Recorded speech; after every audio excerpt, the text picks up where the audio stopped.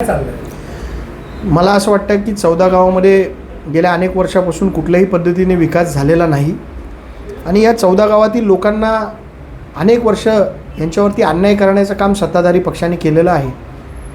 दोन्ही सत्ताधारी पक्ष या 14 गावातील लोकांचा फुटबॉल करतायत, ना धड महापालिकेत ना धड ग्रामीण भागात। असा आज या सत्ताधारी पक्षांनी या 14 गावातील नागरिकांची अवस्था करून टाकलेली आहे।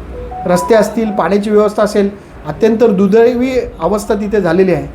आणि ही जी 14 गावं विकास समिती दोन्ही पक्षाच्या काही चट्ट्याबट्ट्यांनी मिळून बनवलेली आहे, त्यांनी खरं तर या 14 गावांची वाट लावलेली आहे आणि 14 गावांच्या निर्णयाला जे मागे झाले होते त्या निर्णयाला हरताळा फासण्याचं काम या विकास समितीने केलेलं आहे। ही विकास समिती बरखास्त करावी आणि 14 गावातील नागरिकांना माझी विनंती आहे की या संघर्ष ही जी समिती आहे 14 गाव विकास समिती, या लोकांना गावात आले तर गावात उभे करू नका, यांना हाकलून लावा गावातनं, कारण यांनी या 14 गावांची वाट लावलेली आहे असा माझा ठाम आरोप आहे।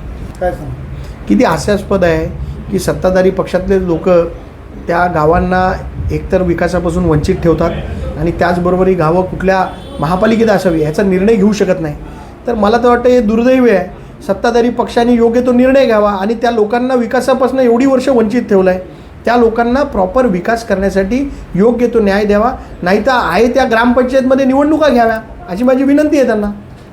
कुठलाही फंड आलेला नाही, ते फंड फक्त निवडणुकीपुरते येतात आणि मग ते परत जातात। या फंडचा वापर फक्त निवडणुकीला लोकांना गाजर दाखवण्यासाठी होतो।